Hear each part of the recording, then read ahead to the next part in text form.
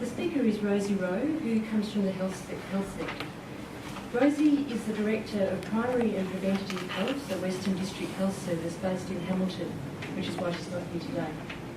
She leads a team of 120 staff delivering allied health and community-based nursing services. Rosie has held senior positions in both the public and private sectors, including in natural resources and telecommunications. So, Rosie, you should be able to speak anytime, and you can take over presenting.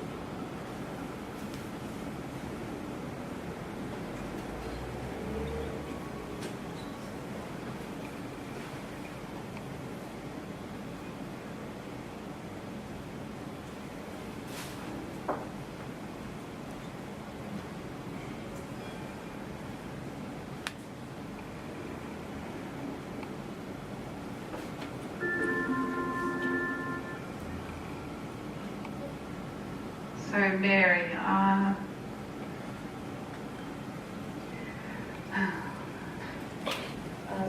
is that you, Rosie? I think we can hear you. Oh, good. Can you hear me now? Yes, go ahead. Good, thank you. And Mary, I can't see my slides up there, but I presume that you can?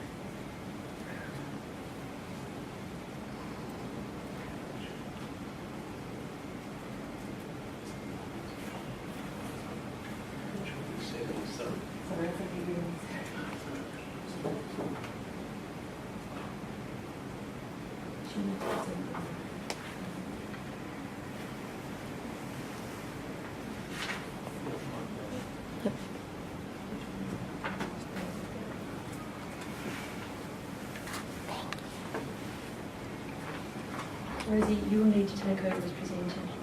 Yes, I have done that. Thank you. Yep.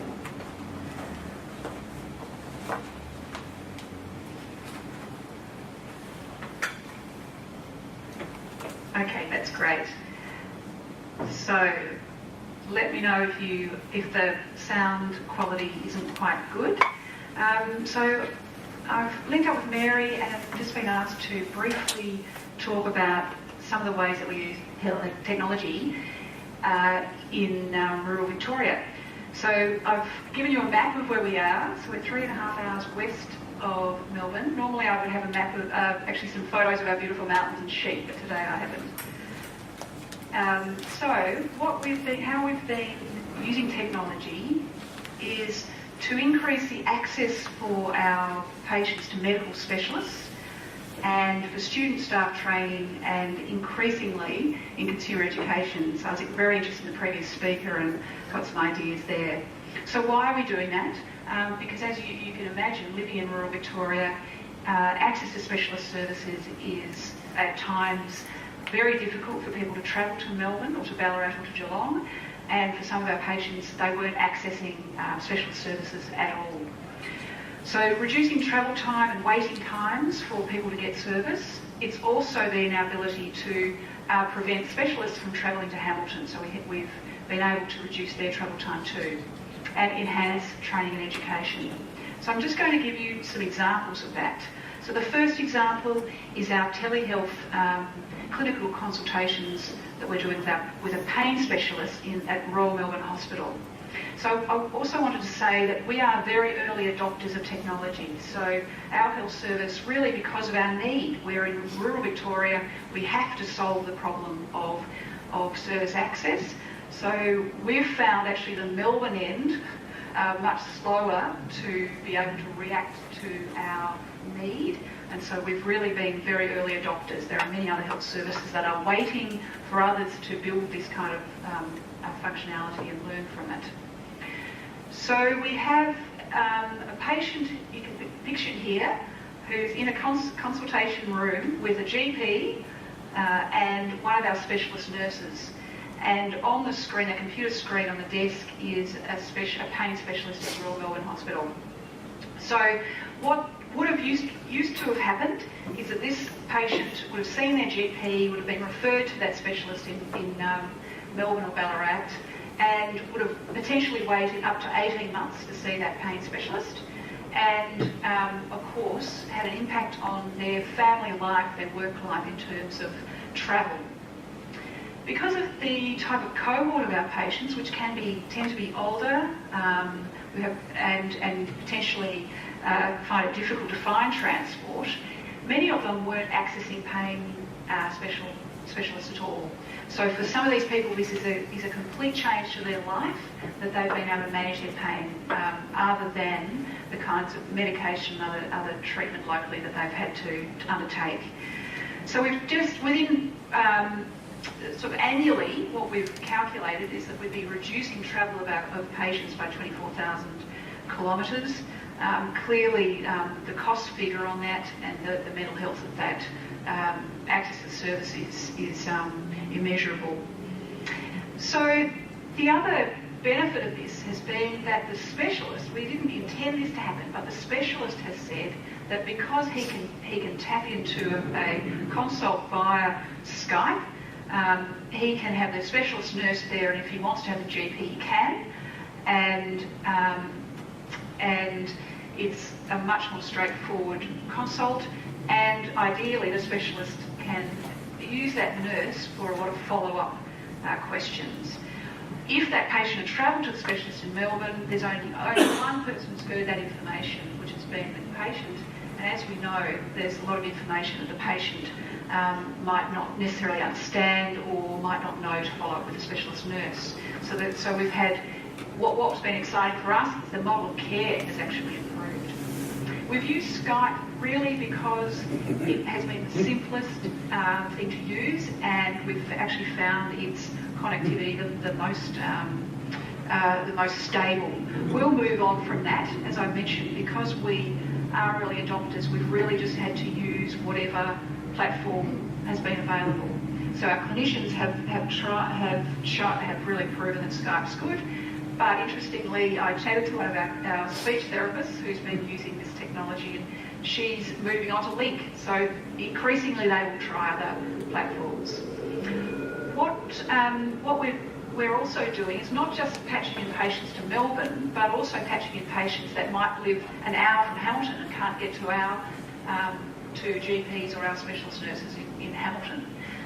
So we have done a trial, we've just completed a trial to look at what our connectivity would be to have iPads and our staff visiting clients' homes with iPads and connecting them into some of our specialist staff. We've found that there's currently with our client base, so over 200 clients that live spread out around within an hour of Hamilton, there's been an 82% coverage rate with Telstra, so we're really excited by that, and we thought it would be a lower, lesser coverage. So we're doing a lot now, moving into a strategy using iPads to enable clinicians to be in someone's home and tap into our patient medical records back in the office, and also send out assistants or if you like, some of our more junior staff or less skilled staff to take an iPad out with Polycom video equipment and be able to patch into the clinician back at base. So at the moment we have clinicians travelling everywhere. What we're trying to trial is, can we get a more efficient system by having more support staff in the home and connecting the patient, their family, with the clinician back at base. The second area is around our clinical training. So we have had an innovation grant for our speech therapist to work with how we could use technology to provide better student placements. And you can see our speech therapist on the left. She is in her office and looking at a consultation that's occurring with a student who is with a young child in another room. So it's remotely, our speech therapist Sue can supervise and keep a track on how that student's going, but not physically be in the room. That evidence shows that having that remote observation rather than the assessor being in the room has proven to be really effective, because the student actually can model how they would behave normally in a normal consultation with their patients, and the patients are far more relaxed. So evidence shows that remote supervision work is much more effective for student placements. We've been, because Sue doesn't need to be in the room with the students, we've been able to double the amount of students that we can have at any one time. So that's important in terms of improving access to student placements. So what occurs is she uses some software to record the clinical consultation, and she records it via Camtasia, saves it via a private space in YouTube, and then loads it up to our internet site. The student could log on wherever they are, and the university can log on to that recorded student consultation session. So it can be used in assessment and obviously for coaching. Sue's also consults with patients in South Australia for speech therapy. She's been using Skype Premium, but she's the one who actually tells me that she's going to be moving on to a link for that. So the third area is around community education. And we have been, a lot of our work is to educate patients in how they can manage their own health and really prevent them from getting into hospital. That's what much of our work does. So we have been using video equipment to patch patients who live further away from Hamilton into live education sessions that are happening, group sessions. We're only taking baby steps. That's really the first step.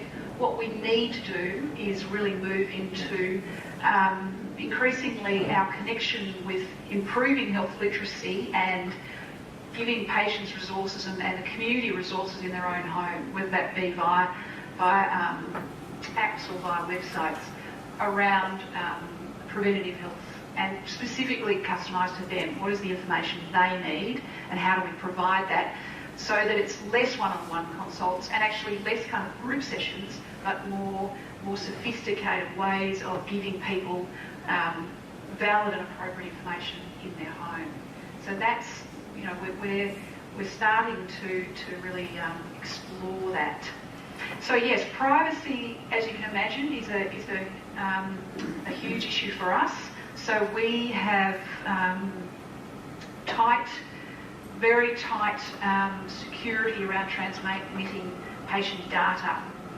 So what the new world of I'll pause there. Currently, we are using the medical record, for instance, at Royal Melbourne Hospital, and our staff would email that information and update that on the Royal Melbourne Hospital record, and ours would be. What we're going to be doing shortly, though, is increasingly transmitting health information, particularly with our staff having an iPad in a person's home. They will be entering information directly into our system from that iPad. We have health alliances that manage the security and the safety of our data systems. So there are a very strict safety around that, security around that, which we certainly are working in at the moment, and don't see at all that this technology will have any issues with that. So really the feedback, some of this also was evaluating how it was working with our consumers, and we have a paradigm, I think, that consumers are going to find this hard and clunky, and they would rather be sitting with a medical specialist. We've actually found the opposite. The consumers have found it's really easy, the consults kind of less chit-chat, make straight to the point, and then they've got that nurse to follow up with after the consult. They found it very thorough. Many of them have also reported, as I've got here, the second quote, is that what they're telling us is we can live in a rural area, get sophisticated healthcare, and that means we can stay in a rural area. And that's incredibly important to them. And we're absolutely delighted that it's worked well from a medical specialist's point of view, that not only has it overcome, they understand it overcomes barriers for consumers, but they're actually reporting it's a better model of care because they've got that nurse or GP access into the consult. So that's really all I wanted to cover in the time, but very happy to answer any questions. And I hope that some of those things will be relevant to drag and drop, if you like, into more of the legal space. Right. So to ask a question, people have to come to the mic. Yeah. So does anybody here in the room want to ask a question? Without putting you on the spot, James, I was wondering if you sort of were thinking about parallels between your own findings with the youth law.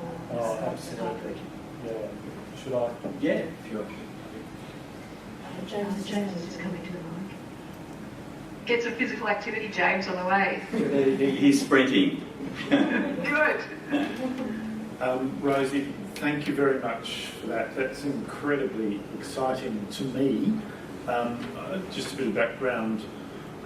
I last year did an evaluation of a Skype legal service for Youth Law Victoria, and very briefly, the findings were basically that Skype was perhaps the least significant part of how the service had evolved. So it had developed on the basis that Skype was going to change the way that young people got legal advice in regional Victoria. It wasn't really Skype that did that. It was actually the developing, much as you've described, the developing relationship on the ground between the young person and the community worker, the youth worker, and whereas it started as a very lawyer-centric, kind of Melbourne-centric model, where it worked, and it didn't always work, we had a youth worker who became effectively a paralegal and was able to provide very tailored and client-appropriate follow-up in terms of addressing legal issues. And the lawyer became very much like the specialist in your setting, the technical advisor. The issue that I think is problematic for the legal profession, which I would pose as a question for you, is how do you deal with the sense from a professional point of view, and probably this question really should be addressed to the specialists, that they are letting go and they are losing control because they don't have that immediate interaction with the patient.